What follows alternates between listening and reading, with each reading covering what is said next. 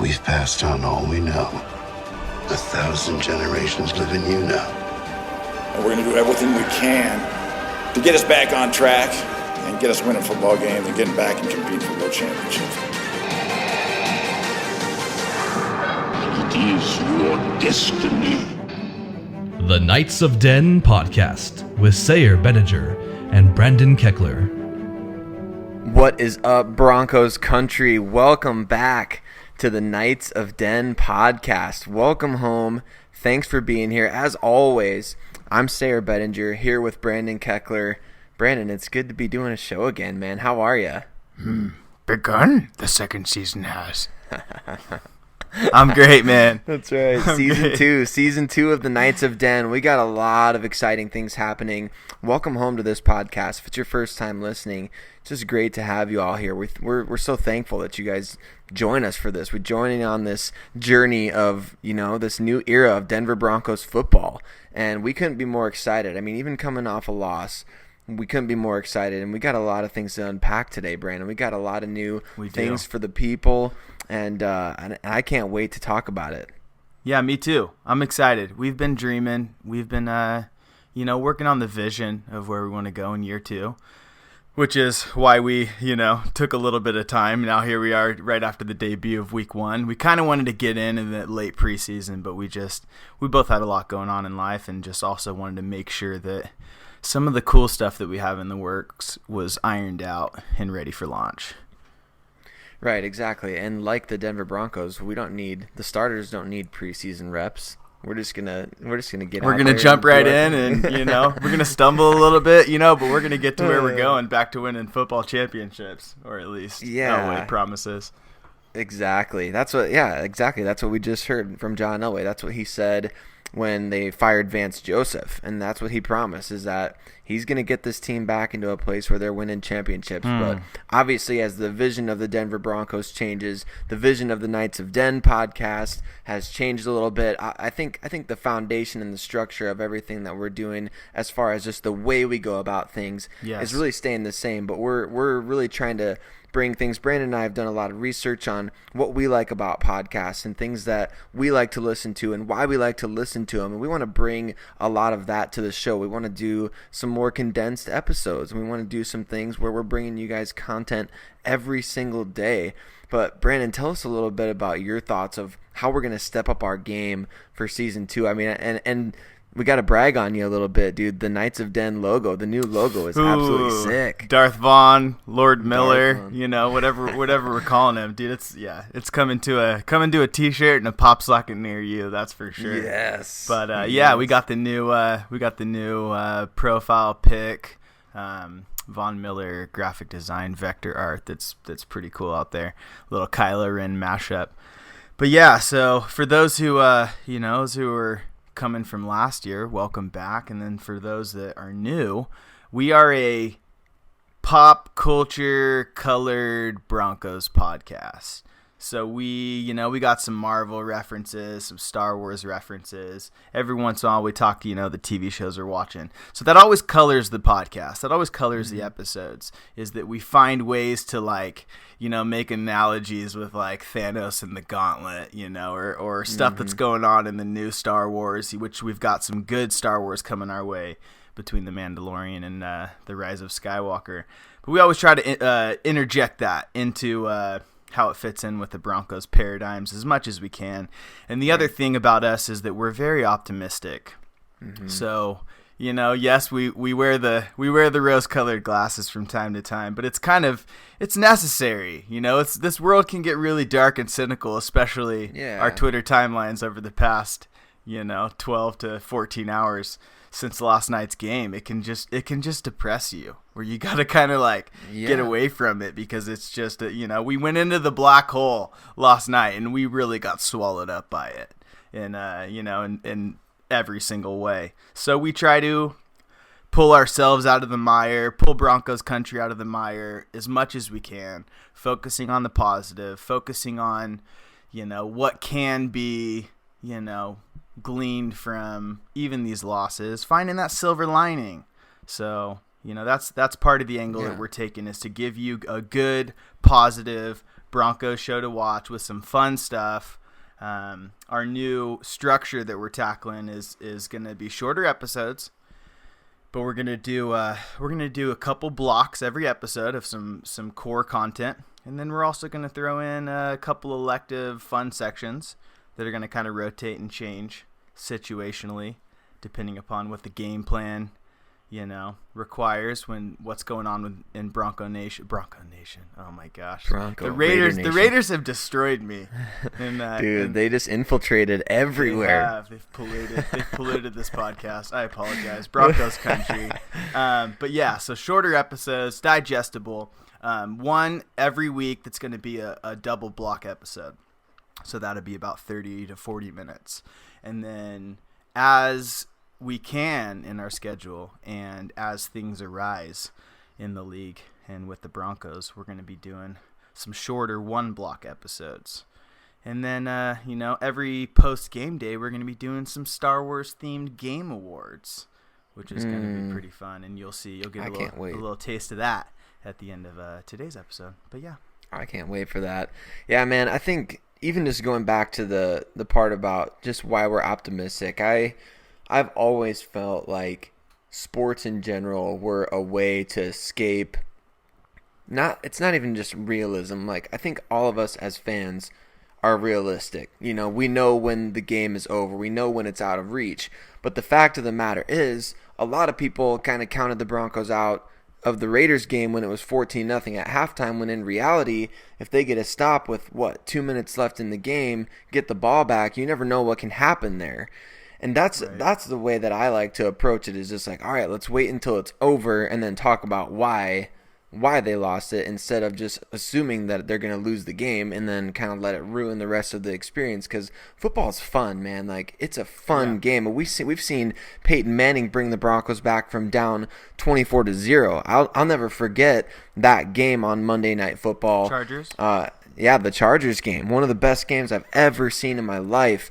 And a lot of people went to bed at halftime of that game, and I'm like, you missed out. Right. But in the same way, back in the 2015 season, you lose Peyton Manning to injury. He's looking like a shell of himself anyway. Brock Osweiler's come in. Well, we might as well write this season off. And I remember the last loss of the season came against the Pittsburgh Steelers. And I remember, I'll never forget it, the next day, I was so upset. And I've kind of gotten over being like, beside myself angry after games, but I was so upset after that game. I was like, gosh, I don't want to feel this way ever again. And I wrote in my little prayer journal, I was like, please let the Broncos not lose another game this entire year. And I'll tell you what happened right now. I have that in a journal written down for people to see. I have the date, it's written in ink, and they didn't lose a game the rest of that year. Hey, so I'm telling you. Can you go to bed right now and write that in your journal? I'm gonna go to bed immediately. I'll talk to you all later. That's like the exact opposite of Death Note. Like, you've got this magical notebook by your dresser that when you write that the Broncos are gonna win, they end up winning. You got something going there, bro. I think you need to tap back into that well. I do. I need to figure out what's the formula. Like, if there's a secret formula before I write it down. Like, what's the exact amount of belief, the exact amount of faith. Yeah. Figure out exactly what you did that night. Yeah, exactly. But I mean, those are the reasons why I like to stay optimistic, because we've seen it work out. How about the Tebow years? Mm-hmm. So there's just too many examples of where optimism has really come through. And so I like that angle of it, and also it's really how the lens you're looking at those things through, and not allowing it to just totally destroy you. Searching for the things in it to glean from. It doesn't mean that, contrary to at least one person on Twitter, that you don't pay attention to facts or watch film. Oh my gosh! But it's just looking at it through the lens of, there's things to glean from this film and from these facts that we can try to pull positive out rather than just burying ourselves in the negative. You stay aware of those things, but let's talk about these things and let's not just fall into a deep depression. Right, exactly, because that's what football's supposed to be. Let's talk about it. Let's rebuild. That's how I played Madden. You lose games, you rebuild the team. That's just what you do, and that's what I've always done. So I just think, let's not count ourselves out. We still got 15 more games. We still got a lot of things to be excited about. Yeah. But in addition to what you mentioned with the content, I think like I'm really excited for the daily content as far as like videos. I've been kind of starting the video breakdowns of the players and what they're doing. I've got some stuff. Yeah, Sayre's been doing some cool, slow motion recaps and breaking down the plays, and it's been resonating. People have been digging it, and I myself included. I've been benefiting from my own understanding of seeing your play-by-play breakdowns, dude. So those are cool. Yeah, I'm really excited about it, man. I'm so excited, and it's really cool to see, like, especially when the players respond to it. Like Malik Reed responded to the one that I made about him. That was pretty cool. That was awesome. That was pretty cool. So those are the kind of things that we want to do. Like, we're going to bring you guys, obviously, the podcast, but we're also going to be doing daily stuff. You know, we're going to take pieces of this that maybe you're like, oh, that was a really good point. Where could I go to look and find that? But Brandon and I are going to do that legwork for you. We're going to find the good points, and we're going to bring them out in our audio snips, and we're going to put those out and put them to video. And we're just going to do a lot of things. Obviously, I have a ton of written content at Predominantly Orange. Brandon's killing it on the Knights of Den Twitter page and the Instagram page. So, like, there's just so much stuff that's going to be out there for you, the listener, and the viewer, and the person who's trying to really make yourself part of this Denver Broncos story. You know, you want to be the person that knows, okay, I know exactly what I'm talking about when it comes to guys like Malik Reed, or why did Cortland Sutton have a good game? It's not enough to know that he had 7 catches last night, but why did he have a good game? And the Knights of Den, man, we're going to show you that. We're going to talk about that, and we're going to do it together. So, dude, I couldn't be more pumped about this. I can't wait to see how people interact and how we do this together. And for those that don't know who we are, Sayre is the Broncos analyst, stat genius, inside man that just knows a lot about football and college prospects and studies the film, the facts and the film, and just knows his stuff. And then I'm a little bit more dedicated than the average fan to knowing that stuff generally, but it's just not my area of expertise. My area of expertise is screenwriting, is storytelling. So Sayre and I kind of take it from these two different angles to where we both love storytelling. We both love the Broncos. And then one of us leans a little bit more toward being an expert in those two things. So we come together in the storytelling Bronco realm to kind of, share what our unique insights are on that, both colored through optimism and colored by pop culture references, but also trying to find the story within the Broncos, the players, that are, sometimes there's those videos, like what was, I'm sorry, I'm drawing a blank on his name, the returner that we just grabbed. Deontay Spencer. He had a really cool video that came out a few years ago for the Canadian Football League that he was in, that just, it's those things that you hear and you see and you just love to root for the guy. So we're going to do things like that we're going to be talking about the storylines of the players. We're going to be making some comparisons to like movie plots and movie sequences for like where the Broncos currently are. So there's a story component to this where we're trying to put a lot of the context into perspective with who these players are, who they are as people, who they are as who their souls are, who the intangible essence of the team, the essence of the culture of the Broncos. Some of these things, sometimes we get so zoomed in on just the stats of the current game and the most recent game. So we're trying to put a lot of that into context, figure out the story of the Broncos, and not just in the one game manner, but where's this whole season going? Where's the franchise going? Where's the organization going? What's the philosophy? What's the vision of the team? And who are some of these really cool characters that are we're seeing some awesome stories out of some of these guys and where they've come from, where they're going, and all that fun stuff. So that's definitely my realm of things is the storytelling aspect. And then with Sayre, he loves the storytelling, but then is the Bronco expert. So we're going to try to combine our powers together and just give you guys a unique story angle, fun Broncos experience with every episode and all of the short form content. Exactly, 100%. And one area where our two areas of expertise kind of collide in competition form, Brandon, obviously the great Legacy Fantasy Football League. And I love the way the league is designed and set up and everything. It feels like the first league that I ever did, where I was writing down all the picks on my whiteboard and keeping track of things by hand, and just a lot more thought going into it. But you and I both, man, we've got our Bronco-centric fantasy teams in the Legacy League, and I think that leads us perfectly into what we want to talk about to start off things. Obviously, the Broncos lost to the Raiders 24-16. We're going to talk about that, but first, we want to talk about the fantasy football impact from this game for Brandon and I specifically, and for you guys who maybe have Broncos on your fantasy team. So, Brandon, let's get into that. Let's talk about this. Tell me about what happened in the Legacy League last night, man. So we got a 14-team league that we do. It's a dynasty league. So it's a lot like running a franchise, and it's deep since it's 14 teams. So it's hard to get a really solid squad. So I've got a team that's young and it's building up, and I don't know if I'm going to contend for the title this year, but I'm making my way up. And I had great games from Christian and Dalvin that really just set my week off to a really good note. But I go into last night down 10 points against our buddy, and he has Tyrell Williams, and I have Michael Thomas, Phillip Lindsay, Cortland Sutton, and the Denver Broncos defense. Oh, I'm down 10 points.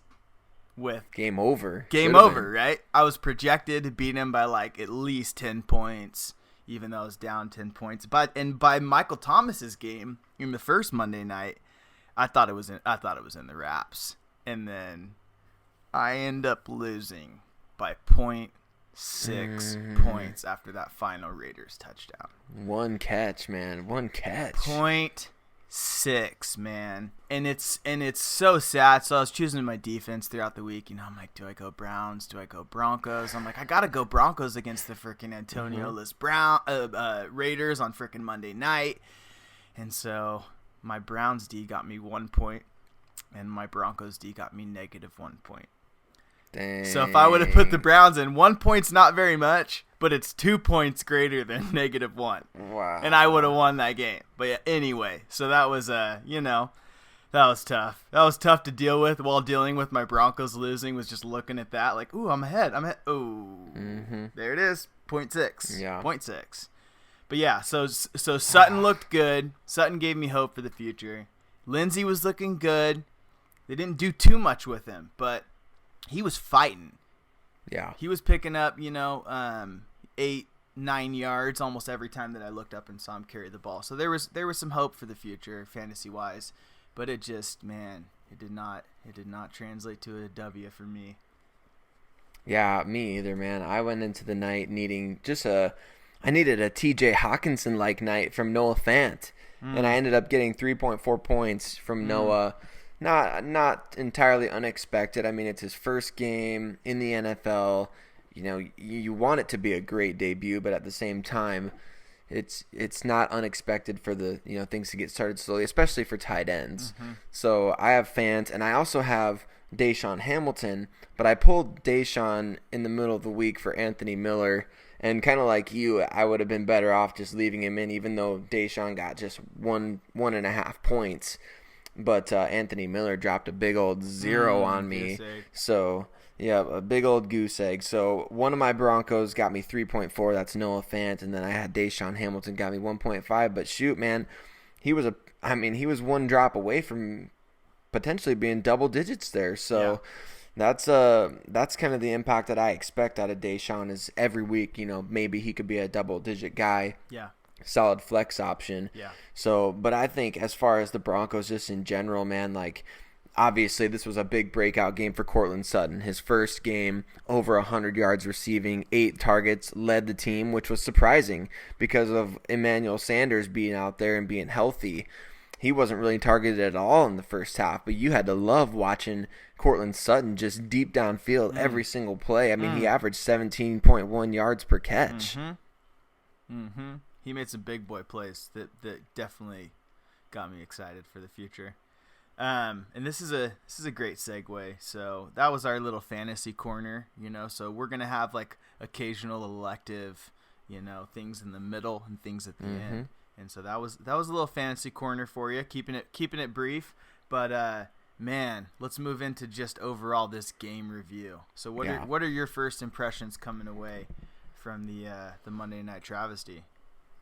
Well, even though Vic Fangio's debut was definitely more like nationally anticipated, I think I was more looking forward to seeing how Rich Scangarello was going to run the Denver Broncos offense. And I think everyone was excited to see that because the offense has stunk since the middle of the 2014 season, pretty much. Even Peyton Manning on the clear decline at the end of that season is better than what we've had. But they open up the game with this bogus-looking reverse to Noah Fant.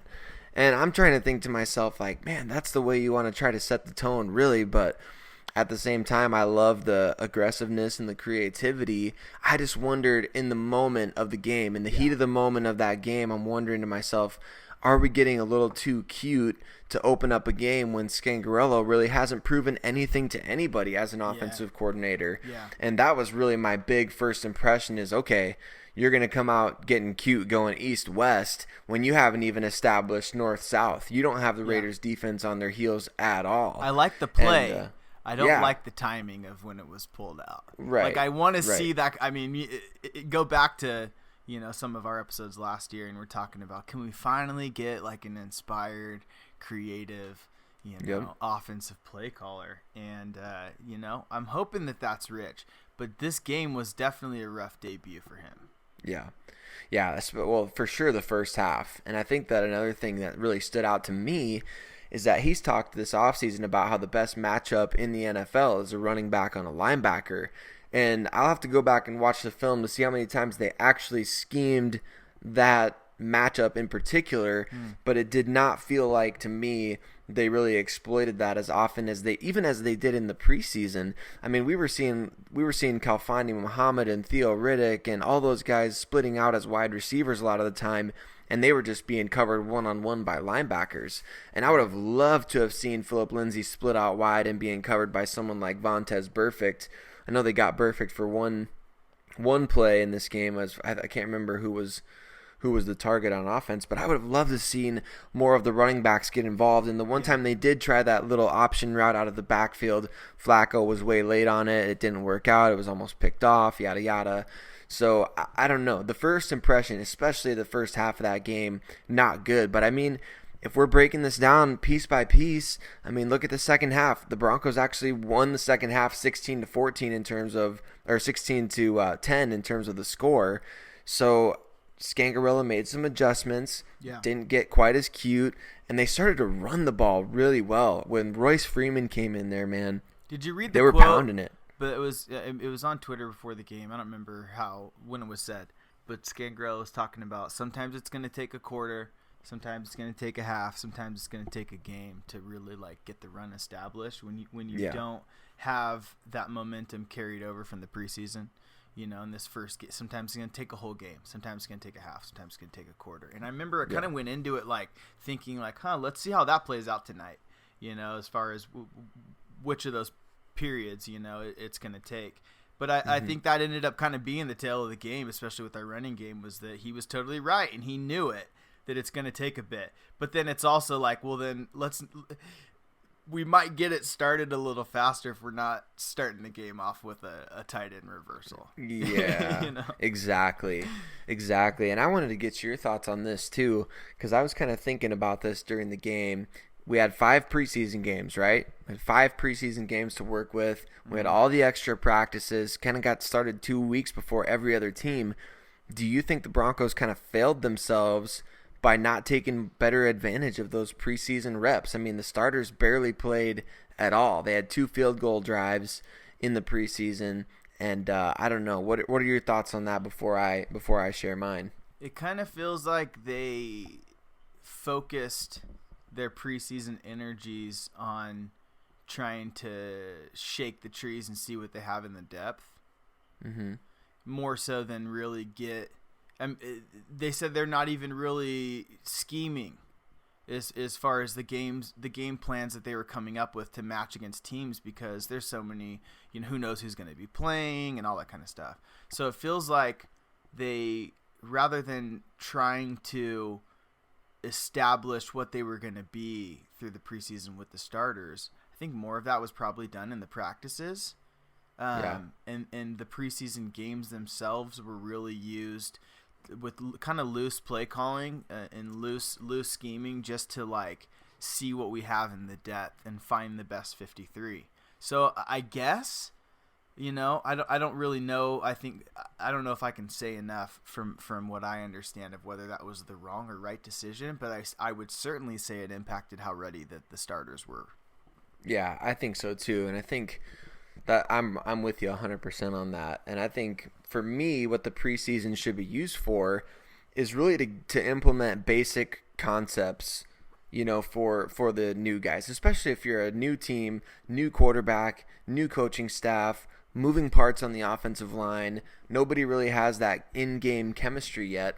I would have loved to see them do a few extra drives in the preseason and just get down those basic concepts, get your blocking scheme working, get those guys working together well, get the timing down a little bit better between Flacco and Noah Fant, or any of the other receivers for that matter. You don't have to give anything away. You're just running basic stuff. I mean, we saw a lot of teams do really well just running basic stuff and kind of just marching right down the field against other teams' backups. And I don't care if it is against backups. I think that works in your favor in a way to get just those live game reps. Okay, here's a third down. We have a consequence of, having to punt if we don't get this third down. It's not that we just get to come back and try this play again like we do in practice. We have an actual consequence of having to leave the field. So that's my thoughts on it, man. I would have loved to have seen just a little bit more of that, because I think this game against the Raiders felt like a preseason game in terms of just the way the Broncos were prepared, the way that they were gelling. You could tell that as the game went along, they were getting more and more cohesive, and the timing was getting better, and the offense was clicking. I mean, 3 straight drives there from the end of the first half to the beginning of the second half. They were in scoring position all 3 times. Right. And so I think that stuff was kind of clicking, but they kind of missed out on having those preseason reps to get that flow. Yeah. And it was too little too late by the time they figured it all out. Yeah. I saw enough that I feel like we're trending in the right direction from where that second half went, as far as, they just need some games like this, unfortunately, to get back to where they're flown as a unit. But I also, Flacco's, I saw some stat somebody posted where Flacco's variance from his average rating in the first 3 quarters to his fourth quarter was one of the biggest jumps this week. Really? Which says both about how bad he was in the first 3, but also how good he was in the fourth. And so it's like, that's always like, I'm always more of the kind of guy that wants to watch like the story close well, taking it back to even the Tebow fourth quarters, Yeah. It's okay if you struggle a bit if you can freaking close, but you also don't want to put yourself in the situation where it has to be like that every game.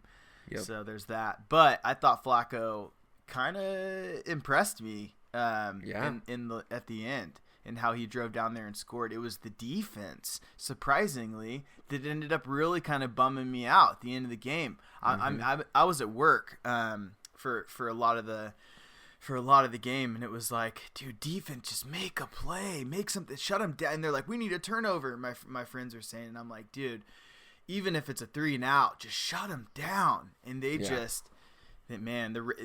the Raiders were running all over them. And there was no 3rd and long plays for Vaughn and Chubb to take advantage of secondary shut him down, and then the pass rushers get in there and just do what they do best. We didn't get to play to our strengths on defense in those situations because they were just grinding us with the run.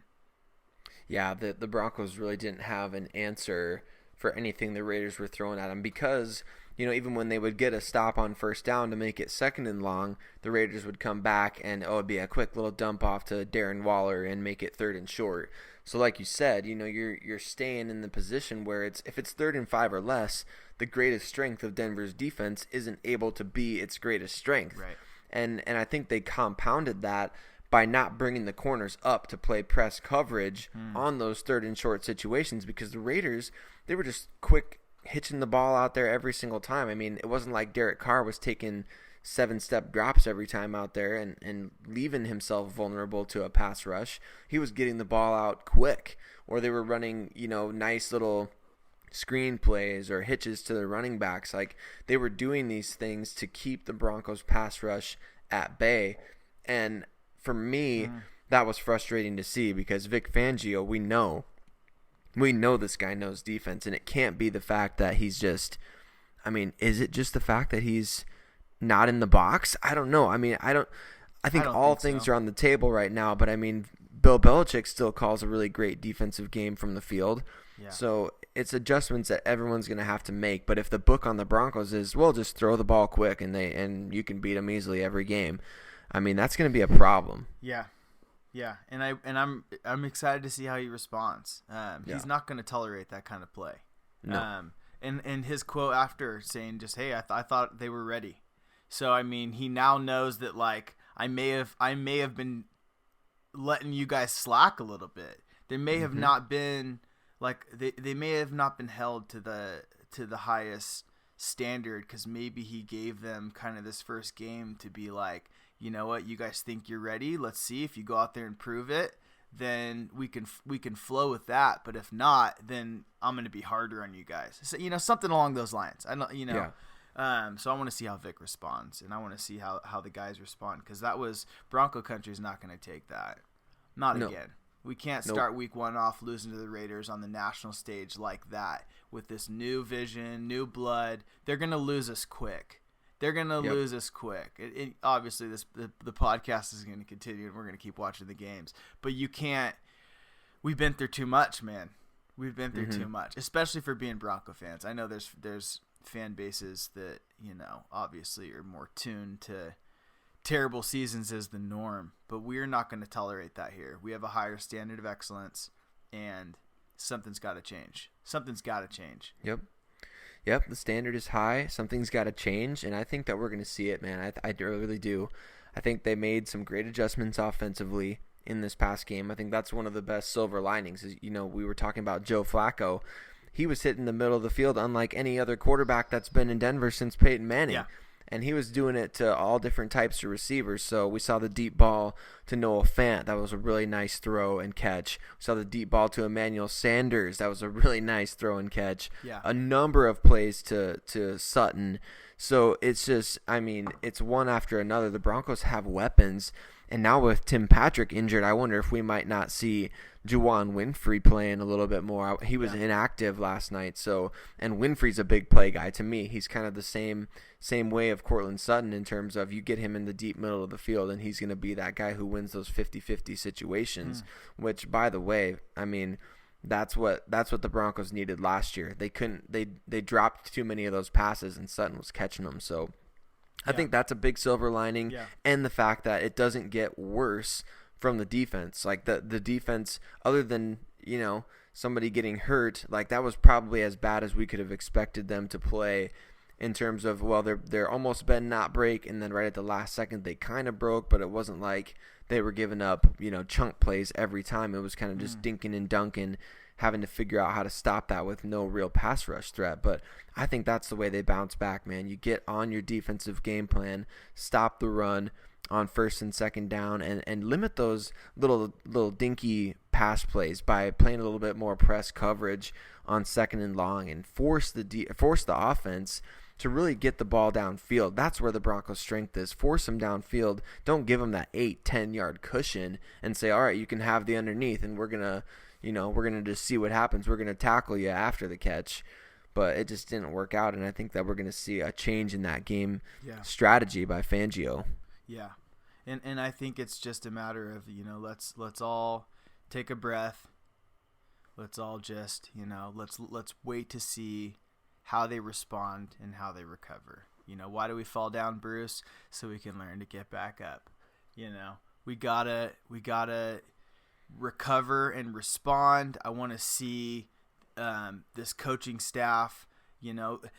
Gruden's coming into year 2 with Carr. That's a continuity going forward in that game. And you know what? As much as I hate to frickin' say it, the Raiders played a really good game.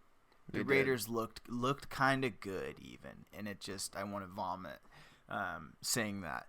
But yeah, they that's the continuity of them coming into year 2 with a lot of familiar faces playing together in this second year. As much as we want Fangio and Scangarello to come out and just show everybody what they can do and that this is the answer week 1, it's also just not that realistic. They're going to need some time, especially again with the lack of starters, lack of preseason reps from the starters. They're going to need some time to figure it out. So I'm not kind of like Vic's quote to the team, like I'm disappointed, but I'm not discouraged yet. Mm-hmm. I'm going to give them a chance to recover and respond and bounce back. And, I'm excited. I believe. I'm choosing to believe. I choose to believe as well. We started off 2-0 this last year in 2018, and that was a mirage. They only won 4 of their last 14 games. So I mean, maybe starting off with a loss, you refocus immediately and you get on that winning streak a little bit. I don't know. I'm just saying. I mean, you start off 2-0 and you finish 6-10. You start off 0-1. Let's see what happens. The schedule is not getting any easier. Their opponent win percentage is the highest of any team that lost this past weekend. So it's not going to get any easier, but at the same time, I think you want to be tested. If you're going to be a good team in the league, you want to be tested. So yeah, agreed. So last but not least, in this first inaugural episode of season 2, we're going to be giving out the game awards. And we're going to be, coloring these with some Star Wars characters, Star Wars references. So every week, we're going to give out, Sayre and I both, a Chosen One award. So the Chosen One is just who the game MVP was from our personal perspectives. And also, it's good to know, we are not sharing these with each other prior to the podcast.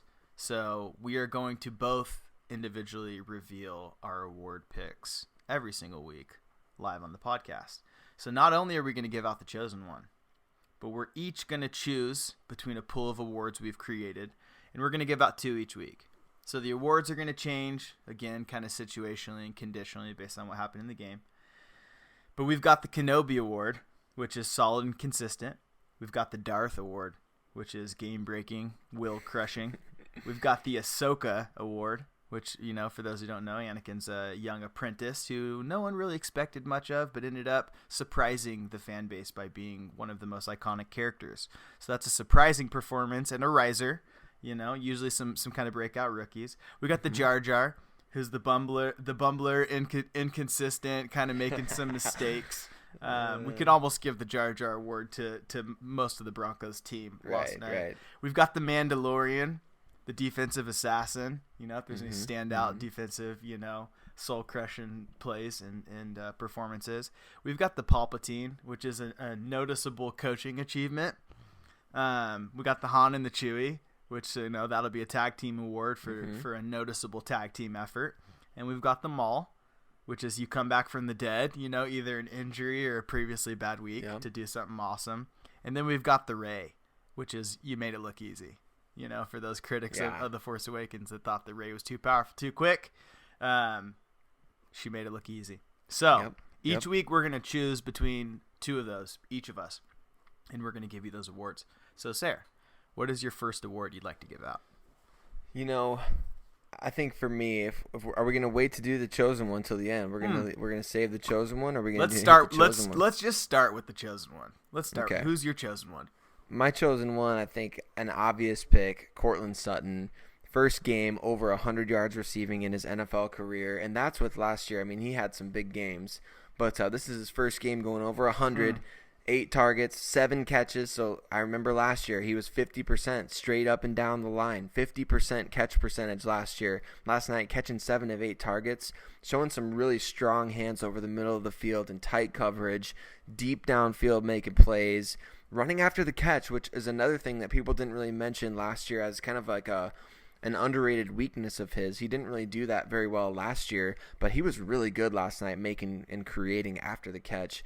So easily the Chosen One for me is big number 14, Courtland Sutton, the second-year receiver out of SMU. I thought he killed it. I love it, and that's my boy in Dynasty, so I just love to hear all that. Personally, I'm not going to stick to just giving awards to Bronco players in games. So I didn't talk Throwing about a that wrench with in you. it. So I think I'm gonna have to give, and again, this makes me sick to my stomach. I'm gonna have to give my chosen one award to Derek Carr. And I mean, I looked up and I'm seeing this travesty unfold, and he was like 16 for 17 or something. That I saw that on the screen. I don't know if that was like a certain like over a period of time he did that, or whether that was just like up to that point in the game. 16 for 17. Derek Carr is not the chosen one, you know, but in this game, I have to give it to him because they came out passionate, especially coming off they were the joke of the league, losing Antonio Brown and giving up all those picks for him, and really like they were humiliated, and they came and they took that energy and they just like bottled it up, and freaking Kamehameha just destroyed us. So especially in the early parts of the game. So I just got to give the chosen one to Derek Carr, and I hope that's the last chosen one that he ever gets from my mouth, but I have to. I got to be honest with myself. Yeah, that's a great pick. And he had some great words after the game talking about Antonio Brown as well. You know, just wishing him well. I thought that was great. I mean, the Raiders played that off really, really well, all things considered. So, yeah, kudos to Derek Carr for a great game. And he kind of picked up right where he left off last year against the Denver Broncos, which is sad to say. I was hoping for one of those dud performances from him, but we did not get it. We got an impassioned, accurate performance from Derek Carr. So. Yep. Okay, so what's your first elective award you're going to give out? All right, my first elective award is kind of it's the Maul Award. So coming back from the dead, coming back from injury, Emmanuel Sanders, the wide receiver for the Denver Broncos, baby. So I've got 2 wide receivers getting awards today. I feel ashamed that I didn't choose that. That's a great answer. He did great, man. A big 53-yard catch deep downfield, showing off his speed and quickness. He struggled in the first half because he was slipping on that field, and boy, I bet you those players can't wait until the Raiders have a new stadium to play in that's not a baseball field. Right. But Sanders was kind of slipping around the first half, wasn't involved, and not coincidentally, the Broncos offense scored 0 points. And then when Emmanuel Sanders starts catching passes, they put up 16 points and a half. And Emmanuel Sanders tore his Achilles last year, and we can't overstate enough. That is a death sentence for wide receivers and skill players in the NFL. And he came back. Especially when you're older and you're already kind of going toward that trend of dropping off. So that's probably better than any award I'm giving out. I didn't even think about that, but that's great. Dude, he slayed it, man. Coming off that Achilles, showing the speed. Obviously, the hands are still there. That's probably the last thing to go for receivers. But, man, the speed is the first thing that you would think would go, especially after, I mean, he's got the nagging ankle injury from 2017, and then last year he tore the Achilles. And it's been a tough couple years for him. But, dude, from a death sentence for a receiver to say, all right, he's never going to be the same again, from an Achilles injury to come back and play like he did last night, 86 yards, basically in one half. That's pretty awesome. And so, dude, the first Maul of the Year award is going to Emmanuel Sanders, baby. So I'm gonna give a Jar Jar award. And it was tough because I think there's two prime candidates for this. Yeah. But I'm gonna give it to your boy Noah Fant. Okay, I hear you. And it's not, again, it's disappointed, but not discouraged. Because I think he did enough things where I'm like, ooh, that's Fant. That's what we're getting out of Fant. But those two penalties and the drop early on were, if I remember correctly, at least 2 or 3 of those things were momentum shifting. Early momentum shifting. So, and people I was watching the game with were like, really? That's the guy we got with their, like, they're not as in the know and I think is tuned to the frequency we are with Noah Fant. But they were noticeably like just not happy with Fant overall. So I'm gonna give the Jar Jar to him, man. And I think he sometimes is a rook, especially as a rook tight end, which no one really expects TJ Hawkinson performances out of rooks in their first week. I think he's got to grow from this. I think he's gonna have some tape and some lessons to learn that are gonna.